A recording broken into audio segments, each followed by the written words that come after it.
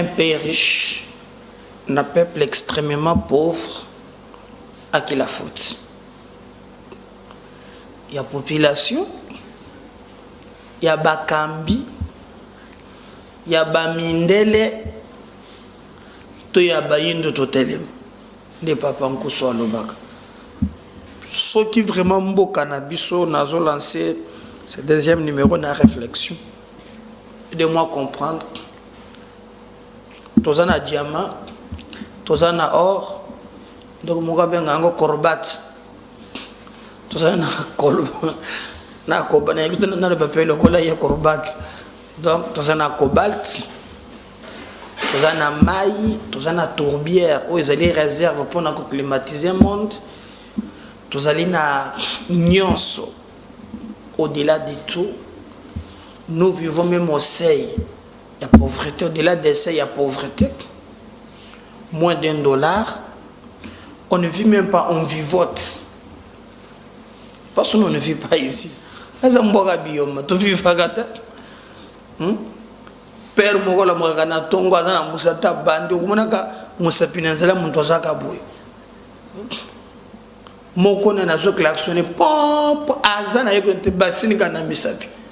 J'ai vite compris. Kaza Wate Maganesese qui. Toujours développé tes pour Nanil. Bozunios, même Zambaka Albarana Michael, mais Michael, Busungangana, bateau na pia bango tout. Ndeni ba développer kate. Mbogezaka sebe kodinda.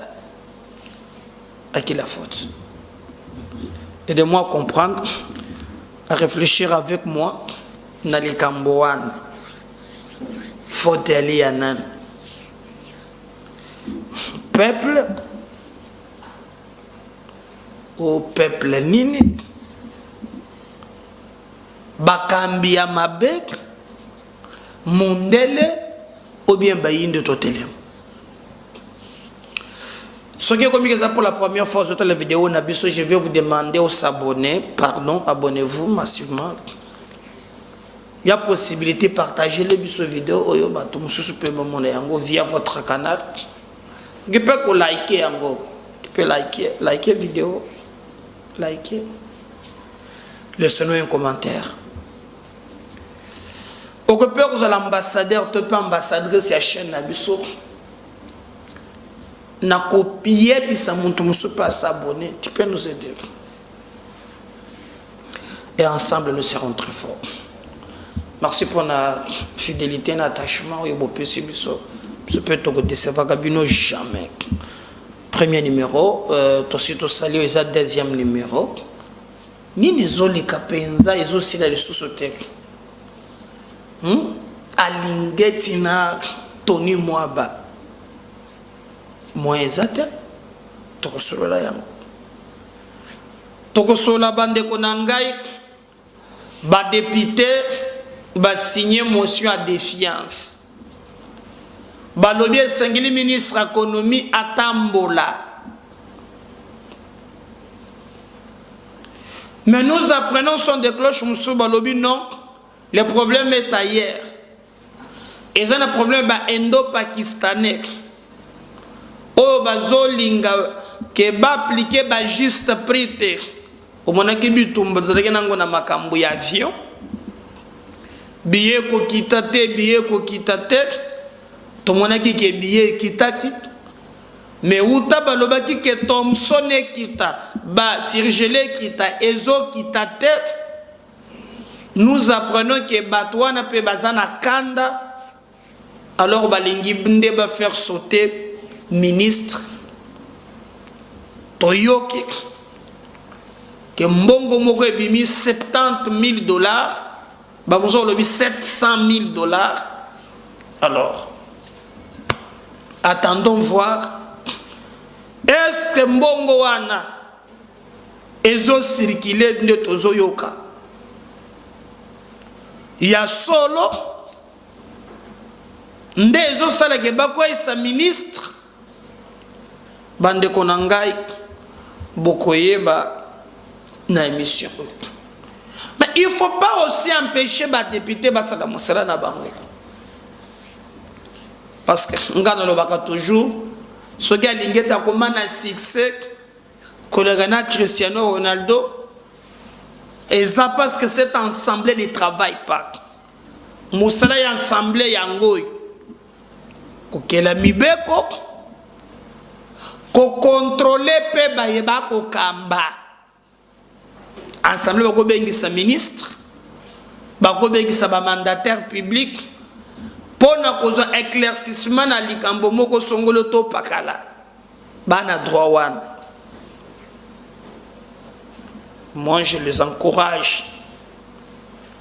Les députés qui travaillent sans que batindi kabango, mais bay oyo bako travailler pour l'intérêt ya peuple. Bande konangaki. Dans ces pays, tozana mobeko oye protégeaka petit commerce. Balobi boyo. Pona koteka na détail, ezali exclusivement ya bana mboka.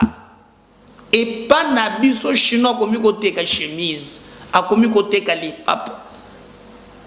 Chinois komi koteka tonga. Sotuni yo nako beta yo nako beta yo.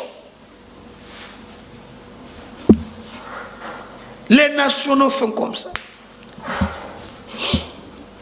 Moussale bandaka na kendaki kokutana na moko babenga ye bangaja ye comme chauffeur. Abosana Moussala ki chauffeur ayeli akomi comme ba carton kokangaka bavis kobandaka de 6 heures jusqu'à 20 heures. C'était combien l'argent? 100 $. Si c'est 50 d'ailleurs, c'est combien? 70 $. Bangaja ye chauffeur, hein? Nini chauffeur, on sait pas. A comment qu'on a bongwana, même un carton tchakun, Kanga TV, Salaboy, a kobandango 8 heures, peut-être à 20 heures. Il y a toujours 70 $.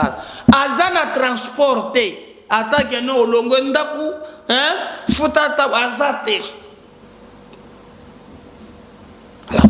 Alors que c'est notre pays. Alors que c'est notre pays. Nana ko sala bongo na Liban, nana ko sala bongo na Inde. Même na Angola ba beta ka biso loko na bampuku. Awa tozo mona pasi. Braza kutoka pembena. Sasoro moko ba beta pe biso, ba mana biso mutaka la balala na vema en face à maison communale. Awa chinois beta biso. Hein? Moko pasa abandonne la Molière non? Yo bete ponani. Hoya beta le kiliboso. Le gars c'est na yebite? Ah. Boye me yebeta le bosso. C'est vrai. Atobola muntu magila zotanga. Obete ponani. Hoya beta le kiliboso. Ya beta le kiliboso. Le gars c'est ndengeni. Na yebite? Oyebite mais obetie quand même. Yasa liboma. Et le comble pour nous, c'est une malchance. Comme on a le fond à Bengi général. Ben, je suis là. Bah, Moussoukou, tu vas à l'aéroport, à Yalouano. Nakatanga wana. Bah, l'objet que soit dans l'aéroport, dit pour moi, il y a un général. Bazu, bango, belekatana contrôle té. Belekatana contrôle té. Vous allez penser que tu as un dingue. Un député a une obligation à Salamoussala constitutionnelle telle que Moubeko Yambo Kanabiso est payé Kobengi sa ministre a droit na ye mais lo lenge nini makambo wana pe elekaka ya liboso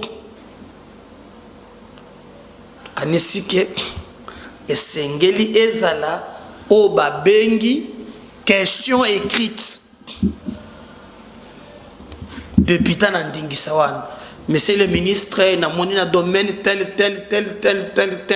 En tout cas, j'ai besoin au pesanga ba réponse. Et règlement intérieur na bango et puis même na ba délai. Ce qui dans le délai, on monique est clarté. Règlement intérieur na bango pe sindingi sake député ko benga pe ministre na question orale avec débat. Question orale avec débat. Ayebo ibadbano tune. Ministre ndengene makambu ya Thomson ndenge nini ndegrini ayokiye atuniye mitunu. Débat pe salami na assemblée. Soki ba monique bazali un muntu abengisiye amonike mituna oyo azopesa ministre akolia munoko akoki kobongola motion na ye wana question avec débat et commis motion de défiance pour ba réponse oyo ya pesiye et convaincre yete. Ça c'est des pratiques parlementaires. La pratique parlementaire. Mais, n'a pas que ce député sera Moussala na yete. Mais oyo na monineti ya Kalumba oyo directement question écrite exacte. Question avec débat. Ton moni yangote. Mbala moko chita sima. Automoni ezali motion de défiance. Atali na chodile na moni tout à l'heure moi bien. Nangambo mususu bruit ya ba libanais oya ba Thomson wana bazolinga te Kalumba bazolinga la kisageno logo ya kitisaki ba Thomson logo la kitisaki billet d'avion alingi pas toucher côté wana et ça ne peut passer. Deux, on m'a appris aussi que dans la société Moko, Kombo Nango, c'est Mino Congo, et loko Moko ya Bongo, que tango batali na cessé, makambo Moko bien zaté.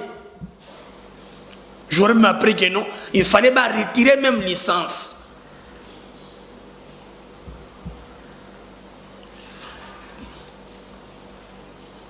Est-ce qu'on peut lier les deux? Est-ce qu'on peut les lier? Attendons voir. Mais je vais un peu... Alors, pour Ngaï na kokote la moyibi, jamais de ma vie. Jamais. Soit yibi mbongo na yo. Tchelanga mutemate. Ah papa. Na yiko to komiko sana yote. Tchelanga mutemate, pardon. Mais ngana lukaka ba document. Quand il y a des dossiers, les gens peuvent parler. Moi, je prends mon temps à me documenter. Par exemple, regardez ici. Balobi ke na motion wana ministre akamati mbongo ya République 6 millions de dollars oya kendeke nango na makambo ya pêche. Po boyeba kike na décembre awa balobi ke ministre Nabiso akendaki na babiloko na bagende koloba mbisi après ce qui est qui makina mai ce qui mbisi yokana kite. Mais on nous a dit que mbongo anekei et sili bakopeshaka li susutek. Contrairement na owana, je fais un effort. Ya komona lelo que ministre ya pêche pour fallait que le gaba plat ce côté à Namibie et ça la makandenge ni n'expliquer bato na Namibie pêche et comme ko salema na ba saison na luki mwa mingi liboso bato baneko ki peut Thomson tek. Mais maintenant là ezana bamboke belé bamboka ebele o ba komi vraiment ko utiliser makambo ya ba Thomson wan o komone la Chine bamboka eza ebele oyo ebandi ko bunda na makambo ya Thomson. Kenya. Alors, ce qui bolingi bozo à Thompson, boko kende, boyebisi bango, batekele bino période. Et d'ailleurs, même gouvernement na bango, en tout cas, basi batia limite. Période na boko pêche kaka, mbisi ton boy. Bosuki wan. Boko le kisatek. Boko préfinancer mbongo avant. Si les informations bape singaki, et pas na biso awa, ezalaka nde égal. Nde bazalaka bakonzi konaka. Nde ezalaka liboso. Alors, tango siko bakotekele bino mai, balobi ke espace yango bolo bambisi. Ezandenge pe tutekelaka bato ba carré minier. Okomi par exemple mutali Lubumbashi, azo sombao otekele carré minier. Koluka ba gréser, koluka ba machine etali bisote. Ndenge moko pe na mebi kun. Akotekelo mai alobi mo, monsieur, beau péché aw. Bino moko nde bokoloka bato. Bino moko nde bokoloka biloko nyonso koma ko tchana ba etali bango te bango bateli période na période telle, il faut beau péché. Ce qui veut dire que ceux qui vont commis kuna ezaka bo futi mbongo te naka oya biso tana célèbre recherche nangai to moni que le gouvernement a dépêché qui gouvernement na biso ba pesa ki 6 millions de dollars. Nde bakalikilaka mwanda mbuna bango babeti 214 dollars ka mois par quota. Alors, ce qui totalise très bien, même pendant qu'on foute les marchandises wana pe, bolongoli yango, kuna, boya il faut bofuta di sous na matadi. Alors, baye na calcul nde basalaki na gouvernement bayokana keke pona misala ya ba Thompson wana esengeli badeke sembongo 30 millions de dollars. Mais le ministère ya finance vraiment a décaissé kaka 6 millions compte tenu ya ba contrainte oyo ye azalaki na yango. Or le statistique est alisike Kishasa ya pamba, hein? Ce qui est sali, par évaluation, nous consommons pas moins de 12 millions de tonnes de Thompson. Billiers de Thompson, ma famille. Alors ça pose problème déjà. D'où il a fallu vraiment que bande konangai bo comprendre avant na kota na muzindo ya makambo toza nango lelo. Tango suko ba pe simbo vraie version yango. Oh bozo yo kawana et celle de gauche. Tango suko gouvernement pe simbo ko lobike non boya na ba Thompson. Écoutez que na période où on sengeli ko zo ba bateau de pêche. Nzoka ba bateau wana bande ko tozo yoka bazalaka pe awa bake kuna balobi soki kaka moto ya bandi ko somba biloko akitisi biloko peuple ko lingaye to bloquer ba bateau. C'est ce qui a fait que gouvernement na ba société be wona ngopona ba bateau pesa bate o lobby o bouger ko fichan zo salate si ba combien na ba pêcher na bangote. Nde précieux loki nde bomoni mwanda mbwane yaki. Alors comme ba pécha quitté pour le que non bagamba timbongo waki na maite nana mukanda awa mukanda oyo nazui le bino ezali ya le 15 mars 2022 pour ngana le version mibale anglais awa Republic of Namibia Minister of yango aux abato anglais o ezali ministère ya pêche ya Namibie. Je crois bozomona ba français na sona bango yango. Alors na bisaki bango nga anglais fono loga ba Maria ba muta ba honorable mutala hein ndele makambo ya anglais mais kala tena sina bandi ba kurango na kubanda ko bet anglais dada mais na logi soko version ya français pour te comprendre makambo ba lobi na anglais ba lobi ni ministre de la pêche et de la marine, cabinet du ministre, son excellence Jean-Marie Kalouba Yuma, ministre de l'économie de la République démocratique du Congo, boulevard du 30 juin, Kinshasa Gombe, immeuble du gouvernement, place royale, 15 mars 2022. Excellence, objet, droit de récolte à des fins commerciales, quota de poissons congelés. Référence est faite à l'objet mentionné. Très bien.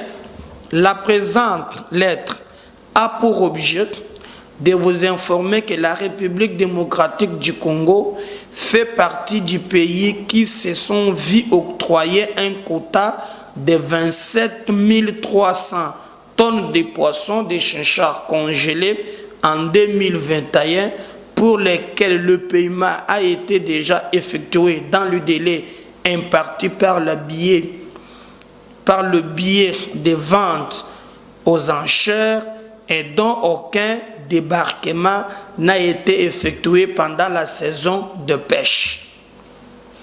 En conséquence, en vertu des pouvoirs qui me sont conférés par l'article 33 de la loi de 2000 sur les ressources marines, loi numéro 27 de 2000, j'accorde par la présente au gouvernement de la RDC les droits de récolter à des fins commerciales le 27 300 tonnes métriques non capturées du quota de poissons chinchards congelés pour la période 2022, ceci prenant cours à partir du 7 mars 2022, expirant le 31 décembre 2022. Veuillez noter que l'allocation des droits des quotas est soumise à l'utilisation des navires de pêche qui doit tenir compte du nombre de citoyens namibiens opérant sur tel navire qui ne doit pas être inférieur à 50-55%. Mboka na bango eza bien. Yokande bato ba protéger mboka na bango. Donc quand la place na tangiao et pas ina bango soki oyepo osumbimbis bato celui qui a engagé bato parce que ça la bato 55% les Namibiens. Yokande bato bazo batela mboka mais pas na biso. Obete pour les yabeta les bosso. Yabeta les kiponani. En outre, vous êtes tenu de vous conformer aux exigences légales en matière de paiement des redevances des taxes ainsi que les redevances sur le prix accessoires en faveur des observateurs de pêche. Il est prévu qu'à la fin de la saison de pêche, mon bureau soit mis à jour sur les tonnes métriques réelles capturées et les soldes de celui-ci. Le cas échéant, le quota garanti des chinchards doit être pêché au plus tard avant le 31 décembre car aucune prolongation ne sera accordée. Veuillez agréer, cher honorable monsieur le ministre Kalumba Yumba, l'assurance de ma très haute considération, cordialement les vôtres. Honorable Derk. C'est quoi ministre Wan. Donc, version Yangoan. Bayek. Bazolo ba etek. Non. Mbongo wana. Bapesaki. Na ministre namibien. Balie yango. Pourquoi je mette dans la vérité? Non, mbongo baliete. Mukando yo confirmé que mbongo est koti. na caisse mais bapeshaki mbisité nde siko bapesi gouvernement na biso balobi babanda déjà kobongama poete bakende kopêcher. Donc jusqu'à le 31 décembre balobi kobanda na mars aou tu le 31 décembre bakende kopêcher baluka mbisi na mai côté batami bazwa yango eza mukanda yango. Donc tokoloba ke na démarche sur les députés bazana ba reproche musumena oyo nde na tangi question wana apparemment eza bongo te. Est-ce que c'est to cha hypothèse que non ba libanais bazolinga juste prité nde bazo sala bongo? En tout cas biso tokokipe kotala kezo sala biso motema passe ce qui tue ce pays eza bakop mais bande konanga bomoni nde baninga bazo protéger mboka na Namibie sumba na yo mai ya kozwa mbisi na bango mena misala okosalisi okolo batenga naza Congo na yena batu na ngai yawa non soki oye na bango basala misala au moins 45%.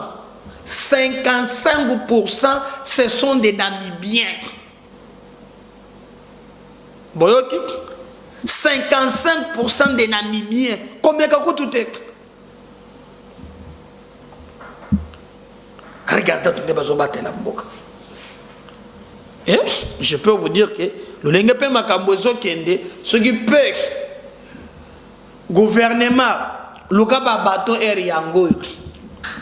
Pour le que tu peux chaque mars, till le 31 décembre 2020, balobi, bakopé sabi solution, de prolongation bakopé sabi balobi te quand même mbisi kimaki, bateau babloka ki bango, et j'aurais appris que bakonzo yakala il y a 18 ans nde bakenda ki po bango nde basumba ka babiloko apparemment nde bakenda ki ko bloquer loko wana.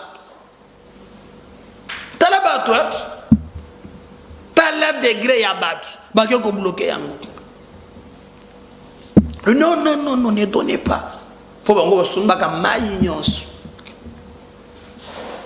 Siko jela ngeti yango na Tony Mwaba eko sila te benda na benda do honga boye yona kozona lokolo tout ça soko kana nzoto po adi rezo kende bufanze bango esika moko te moko ko so muninga mini suivez makambo o bale bijile ngete azo sal ngate bolanda makambo balobi. On revient juste après. Parce que ça n'a jamais été dit ainsi. Je l'ai menti, papa. À Kosi. Je dis bien à Kosi. Pourquoi? On a déclaré, sur le procès verbal, c'est 30 000 $ fois 2, 60 000, qui ont été payés à Transco. C'est une exagération. Et là, vous sentez qu'il y a intention de nuire. Les 120 000, ça vient de... C'est 60 000 $ qui ont été versés à Transco. Transco a perçu en tout 16 000 $, si je ne me trompe pas. 16 000 $, ça fait enseignement primaire et secondaire $ américains 14 000, location de 40 bus pour une demi-journée samedi. Dimanche, 15 h, destination navette dans la ville, location 30 bus standard pour demi-journée dimanche, 10 h, destination navette dans la ville. Ok?